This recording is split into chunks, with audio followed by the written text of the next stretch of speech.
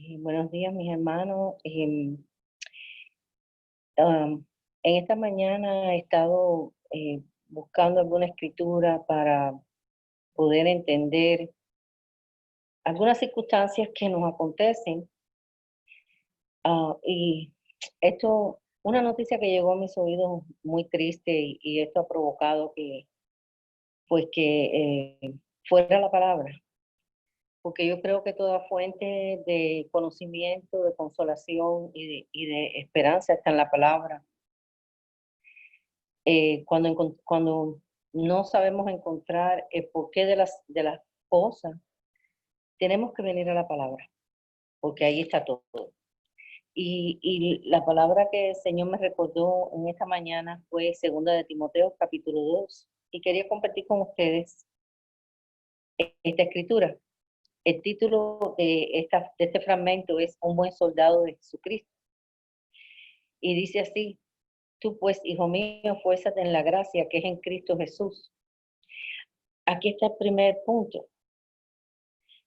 Sabemos que hemos sido salvos por la gracia del Señor, pero a la vez el Señor nos está llamando a que nos esforcemos.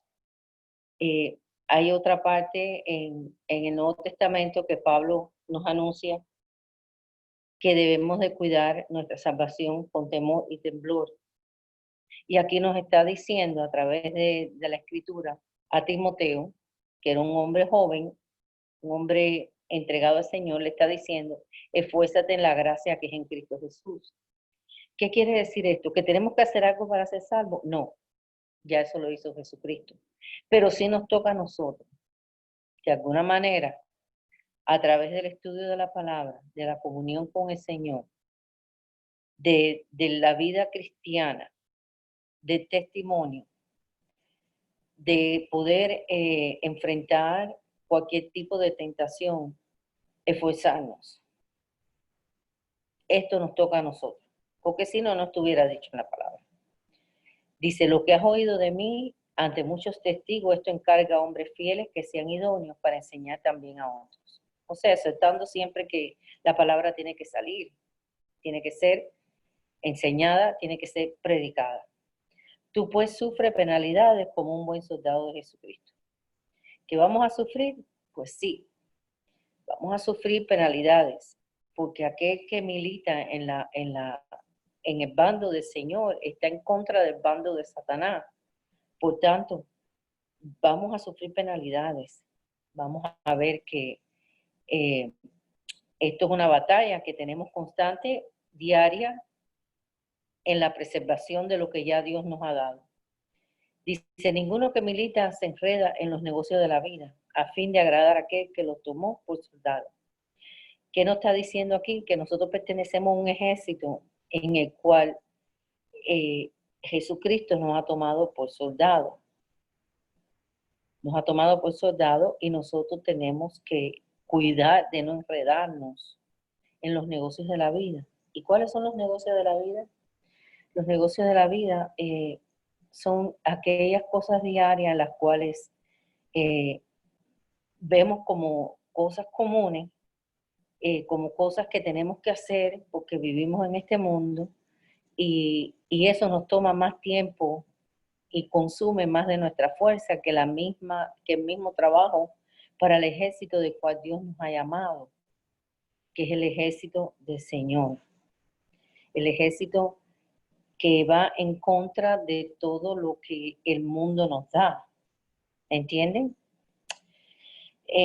La palabra hay que leerla y meditarla, porque si la leemos solamente, creo que no llegamos a ninguna parte. Es como leer una novela o como leer las noticias, como leer una revista. Pero cuando meditamos y nos dejamos guiar por el Espíritu Santo que mora en nosotros, podemos batallar, como dice al principio, podemos esforzarnos en esta gracia, podemos seguir la batalla. Dice, aquí nos da un ejemplo, porque el Señor es sabio en todas las cosas. Dice: y también el que lucha como atleta no es coronado, sino lucha legítimamente. Hermano, nosotros somos soldados del ejército de Cristo. Y aquí está diciendo que si tú no luchas legítimamente, como Él nos ha mandado a luchar, vamos a perder la batalla. ¿Y qué quiere decir legítimamente? Legítimamente quiere decir limpiamente, firmemente, constantemente, procurando siempre agradar al Señor. No nos podemos enredar con las cosas de este mundo que nos ofrecen. Legítimamente, francamente, sinceramente, sin hipocresías, porque el Señor conoce nuestro corazón y Él no puede ser burlado. A conocer nuestro corazón, ve paso a paso de lo que estamos haciendo en cada día, en cada circunstancia, en cada situación.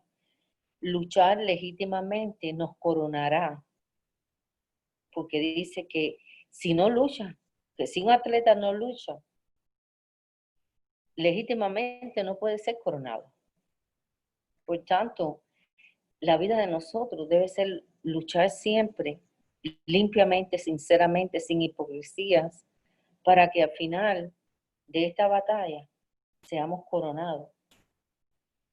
No sé con cuál de las coronas, pero sé, hemos ganado una corona. Dice, y te da otro ejemplo, dice, el labrador para participar de los frutos debe trabajar primero. Hermano, si no trabajamos esta salvación que nos han dado gratuitamente por el sacrificio de Cristo en la cruz. ¿Y qué quiere decir trabajar en esta salvación? Quiere decir trabajar, quiere decir esforzarte. Cuando tú vas al trabajo diario que nosotros tenemos, o en la casa, o en con las circunstancias que tengamos, es un trabajo, hermano. Es algo que tenemos que esforzarnos, es algo que tenemos que luchar, es algo que tenemos que a veces disponernos a hacer a pesar de que no tenemos ese deseo. Entonces, consideren estos puntos. Ahora dice, el número 7 dice, considera lo que digo y el Señor te dé entendimiento de todo. Considera lo que Dios te está hablando y que el Señor te dé entendimiento de cómo va tu vida, de cómo estás caminando, de cuál es el resultado de tu siembra, cuál es el resultado de tu trabajo. Dice, acuérdate de Jesucristo, siempre nos recuerda que no debemos de olvidar el sacrificio de Cristo en la cruz, del que dice, recuérdate de Jesucristo del linaje de David, resucitado de los muertos conforme al Evangelio. Pablo es capaz de decir que esto que le está diciendo es conforme a su Evangelio, porque es el Evangelio de Jesucristo. Acuérdate de Jesucristo, del sacrificio que hizo en la cruz por ti. Acuérdate que de dónde Dios te ha sacado. No te olvides de esto, trabaja en pos de tu salvación, esforzándote, porque ahí es donde vienen las caídas, hermanos, cuando nos despreocupamos de la grande salvación que tenemos, cuando nos despreocupamos y tomamos este regalo que yo sé que es inmerecido como algo merecido. Y ahí es donde viene el problema, ahí es donde viene Satanás a arrancar lo que Dios nos ha dado. Dice, acuérdate de Jesucristo, del linaje de David, resucitado de los muertos conforme a mi evangelio, en el cual sufro penalidades, hasta prisiones, de modo de malhechor, mas la palabra de Dios no está presa. ¿De qué sufres? ¿En en qué circunstancias te encuentras? ¿Eres capaz de sufrir penalidades? ¿Eres capaz de ser vituperiado y resistir?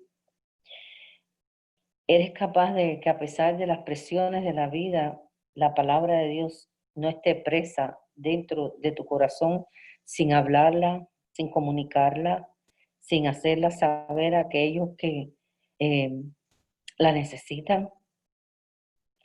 ¿Cuál es la presión en la cual tú vives hoy? Nos comparamos con esta iglesia perseguida del mundo oprimido, Colombia, Cuba, Irak, Irán, Israel, China. Corea del Norte. Nos comparamos con ellos. Por tanto, todo lo soporto por amor a los escogidos, para que ellos también obtengan la salvación que es en Cristo Jesús con gloria eterna. Y en el 11 dice, palabra fiel es esta: si somos muertos con Él, también viviremos con Él. Hermano, aquí te está diciendo, no es que te mueras físicamente, aquí te está diciendo que tú tienes que morir a tu viejo yo, que tienes que tomar tu cruz y seguir.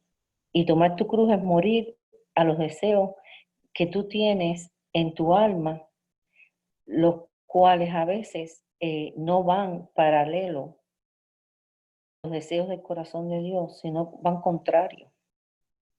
Y ahí es donde venimos, ahí es donde Satanás coge ventaja completamente y nos agarra de un zarpazo y nos hunde en lo más profundo que quiere vernos, en lo más profundo del abismo. Porque nosotros no hemos luchado, ni nos hemos esforzado, ni hemos hecho las cosas legítimamente, sino ha sido vana nuestra manera de vivir. No está arraigado y cimentado el amor de Dios en nuestros corazones, porque nos creímos que éramos por un tiempo, pero ya no lo somos. Qué tristeza da cuando sabemos de personas que, de verdad que da tristeza en el corazón de personas que anduvieron en los caminos del Señor y que de pronto se despreocuparon y de pronto no se esforzaron y de pronto dejaron la comunión con Cristo y de pronto lo dejaron todo.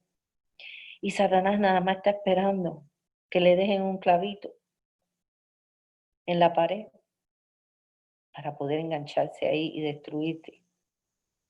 Hermano, tenemos que meditar sobre esta palabra.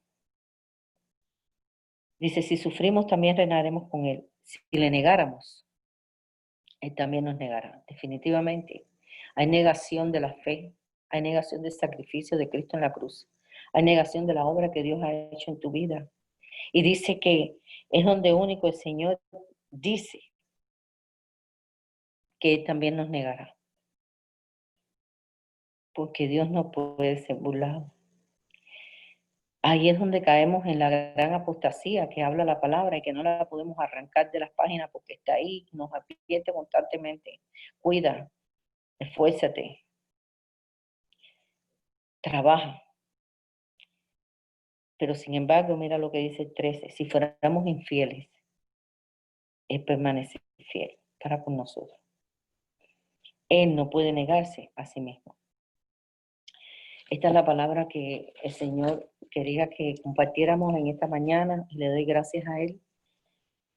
Espero que, hermanos, podamos meditar tranquilamente en nuestro corazón de toda esta palabra que Dios nos ha dado.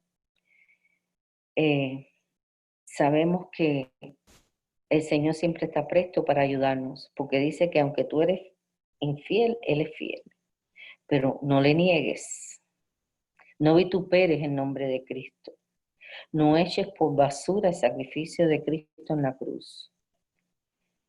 No lo hagas, porque al hacerlo, agua sobre tu cabeza caerá. Sal de ahí, arrepiéntete, porque Él es fiel. Él nunca te va a negar. Dios te bendiga en esta mañana. Hoy es día 7 de agosto del 2020.